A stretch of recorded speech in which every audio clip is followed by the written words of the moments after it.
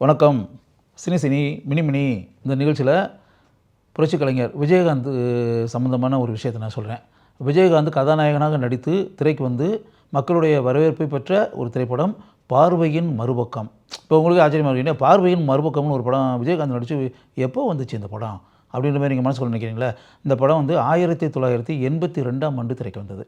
1982 இந்த படம் வந்து திரைக்கு வந்து மக்களுடைய வரவேற்பை இந்த படம் பெற்றது அப்படின்னு இந்த படத்தினுடைய இயக்குனர் கே.எம். பாலகிருஷ்ணன் அப்படின்னு. அந்த கே.எம். பாலகிருஷ்ணன்றவர்னா அதுக்கு முன்னாடி 6 புஷ்பங்கள் அப்படின்னு ஒரு படம் வந்து பேசப்பட்ட ஒரு படம். அந்த படத்தினுடைய இயக்குனர் அந்த கே.எம். பாலகிருஷ்ணன் தான் இந்த படத்தினுடைய இயக்குனர். இதில் என்ன குறிப்பிடத்தகுந்த விஷயம்னா, இந்த கே.எம். பாலகிருஷ்ணன் இருக்கார்ல, அவர் சில வருடங்களுக்கு முன்னாடி இறந்துட்டார். எனக்கு நல்ல பழக்கமானவர். நான் அவரை அண்ணன்னு கூப்பிடுவேன். அவரை சுரா சார்னு என்ன மதிப்பு மரியாதையோடு கூப்பிடுவார். அப்படின்ற மாதிரி ஒரு விஷயம், இது ஒரு தகவல் அப்படி வச்சுக்கோங்க. அந்த கே.எம். பாலகிருஷ்ணன் யாருன்னா, நடிகர் குமரிமுத்து இருந்தார்ல, குமரிமுத்துனுடைய அண்ணன். இவருடைய தம்பி தான் குமரிமுத்து அப்படி வச்சுக்கோங்க. அப்போ கே.எம். பாலகிருஷ்ணன் வந்து அந்த காலகட்டத்தில் அவர் இயக்குனராக இருந்த காலகட்டத்தில் அவரை எல்லாருக்குமே தெரியும். பட உலகில் இருப்பவர்கள் எல்லாருக்குமே கே.எம். பாலகிருஷ்ணன் அப்படின்ற அந்த இயக்குனரை தெரியும். அவர் இயக்கத்தில் வெளியான திரைப்படத்துக்கு பின்னாடி இருக்கக்கூடிய ஒரு சுவாரஸ்யமான ஒரு விஷயம் இருக்குது. என்ன அப்படின்னா, இப்போ விஜயகாந்த் வந்து இப்போ வளர்ந்து வரக்கூடிய ஒரு நடிகர் அப்படின்னு இருக்கல. இப்போ சட்டம் ஒரு இருட்டறை படம் 100 நாட்கள் ஓடி, அதுபோல் தான் விஜயகாந்த் வந்து அப்படியே கொஞ்சம் கொஞ்சமாக மேலே அப்கமிங் ஆக்டர் அப்படின்ற முறையில் வளர்ந்து வரக்கூடிய ஒரு முன்னணி நாயகன் அப்படின்ற பேட்டர்னில் விஜயகாந்த் இருந்தார். அந்த டைமில் எப்படின்னா, விஜயகாந்த் கூட ஜோடியாக நடிப்பது அப்படின்னு இருக்கு இல்லையா, முன்னணி கதாநாயகிகள் வந்து அவ்வளோ ஈஸியான விஷயமா இல்லை. ஏன்னா ஆரம்ப காலத்தில் உங்களுக்கே நல்லா தெரியும், தூரத்து இடிமுழக்கம் படத்தில் நடிச்சது பூர்ணிமா தேவி அப்படின்னு ஒரு பொண்ணு, அதான் கதாநாயகி. சட்டம் ஒரு இருட்டறை படத்துலையும் அந்த பொண்ணு தான் கதாநாயகி. அதுக்கு பிறகு பார்த்திங்கன்னா, இப்போ கோழி கூது விஜி, இளமை காலங்கள் நடித்த சசிகலா, மாதுரி, இந்த பேட்டர்ன் நடிகைகள் தான் விஜயகாந்த் கூட ஜோடியாக நடிச்சுக்கிட்டு அப்படின்ற மாதிரி ஒரு மேட்டர் இருக்கும். பெரிய முன்னணி கதாநாயகிகள் ஆரம்ப காலத்தில் விஜயகாந்துடன் ஜோடியாக நடிக்கவில்லை அப்படி வச்சுக்கோங்களேன். அப்படி இருக்கக்கூடிய ஒரு சூழ்நிலையில் இந்த படத்தினுடைய கதாநாயகி, பார்வையின் மறுபக்கம் இருக்குல்ல, அந்த படத்தினுடைய கதாநாயகி ஸ்ரீபிரியா. அதான் ஆச்சரியமான ஒரு விஷயம். அது ஸ்ரீபிரியா ஒரு வகையில் நம்ம பார்த்தா பாராட்டத்தான் செய்யணும். அதுக்காகத்தான் இந்த விஷயத்தை நான் சொல்கிறேன். என்னென்னா, பார்வையின் மறுபக்கம் பண்ணும்போது ஸ்ரீபிரியா வந்து ஏற்கனவே எஸ்டாப்ளிஷ் ஆர்டிஸ்ட். விஜயகாந்த் இப்போ வந்து 1979 வந்து இனிக்கும் இளமை படத்தில் நடிச்சு அப்படின்னா, அதுக்கு முன்னாடி 10 ஆண்டுகளுக்கு முன்னாடியே ஸ்ரீபிரியா வந்து சினிஃபீல்டுக்குள்ளே வந்தாச்சு. முருகன் காட்டிய வழின்னு சொல்லிட்டு ஒரு படம், அவங்களுடைய முதல் படம். அந்த படம் வரும்போதே நான் ஸ்கூலில் படிச்சுக்கிட்டு இருக்கேன். அப்போ யோசிச்சு பார்த்துக்குங்க, அந்த காலகட்டத்திலே அவங்க சினிமாவில் என்ட்ரி ஆனவங்க. அதுக்கு பிறகு நடிகர் சிவாஜி கணேசன் கூட எத்தனையோ படங்கள், கமலஹாசன் கூட எவ்வளோ படங்கள், ரஜினிகாந்த் கூட எவ்வளோ படங்கள். ஆக்சுவலாக திரிசூலத்திலலாம் சிவாஜி கூட ஜோடி அவங்க தானே. அது பிறகு கமலஹாசன் கூட வந்து அப்படியே கமல் ரஜினி கூட வந்து இளமை ஊஞ்சலாடுகிறது, அவளை பிடித்தான், இந்த படத்தெல்லாம் நம்ம மறக்க முடியுமா? அதனால் ஆரம்ப காலத்தில் ரஜினிகாந்த் கூடயும் கமலஹாசன் கூடயும் ஏகப்பட்ட படங்கள் நடித்தவங்க ஸ்ரீபிரியா.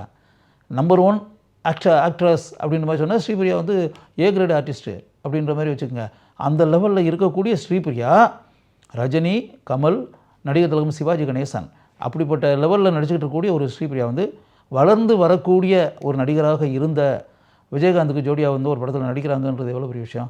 அவங்க சம்மதிச்சது பெரிய விஷயம். அதுக்கு முன்னாடி விஜயகாந்துக்கு அந்த ரேஞ்ச், ரஜினி கமல் கூட நடிக்கக்கூடிய நடிகைகள் விஜயகாந்த் கூட ஜோடியாக நடிச்சுன்ற இது வந்து அப்போ நடக்கலை. அந்த பார்வையின் ஒரு பக்கம் வர்ற காலகட்டத்தில் பின்னாடி நடந்திருக்கலாம். விஜயகாந்த் ஒரு லெவலுக்கு மேலே வளர்ந்து வந்த பிறகு, ஊமை விழிகள், உழவன் மகன் இப்படிலாம் வந்த பிறகு பின்னாடி நடந்திருக்கலாம். ஆரம்ப காலத்தில் இல்லை. அப்படி இருக்கக்கூடிய ஒரு சூழ்நிலையில் ஸ்ரீபிரியா வந்து அந்த படத்தில் நடித்து பத்திரிகையில் வந்து விஜயகாந்த் கதாநாயகி ஸ்ரீபிரியான்னு சொல்லி பேப்பரில் வரும்போது நானும் ஆச்சரியப்பட்டேன். உண்மையாகவே நான் மட்டும் இல்லை, பட உலகத்தை சேர்ந்த எல்லாருமே ஆச்சரியப்பட்டார்கள்.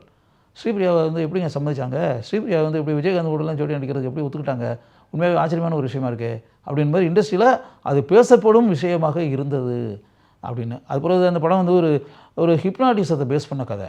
ஹிப்னாட்டிசத்தை பேஸ் பண்ணி கொஞ்சம் சயின்டிஃபிக்கான மூவி. அது வந்து ஒரு அறிவியல் ரீதியான பின்னணியை கொண்ட ஒரு திரைப்படம். அதில் விஜயகாந்த் வந்து ஒரு ஹிப்னாட்டிஸ்ட்டாக வருவார்.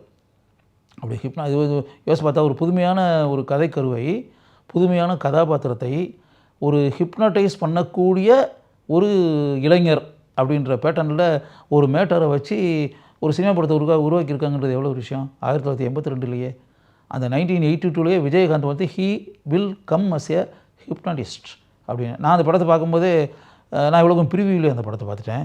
பார்க்கும்போது எனக்கு ஆச்சரியமாக இருந்துச்சு. என்ன கிட்டத்தட்ட அந்த படமே ஏதோ 10ஓட 1 சாதாரண படமாக இருக்கும்னு நினச்சோம். கடைசியில் பார்த்தோம்னா இந்த கதைக்கருவே ஏதோ டிஃப்ரெண்ட்டான ஒரு மேட்டர் எடுத்திருக்காங்களே, ஒரு ஹிப்னாட்டிசத்தை பேஸ் பண்ணி ஒரு கதை எடுத்திருக்காங்க, வித்தியாசமாக இருக்குது, விஜயகாந்த் கேரக்டரே மாறுபட்ட ஒரு கதாபாத்திரமாக இருக்குது அப்படின்ற மாதிரி நான் மனசுக்குள்ளே நினச்சேன்.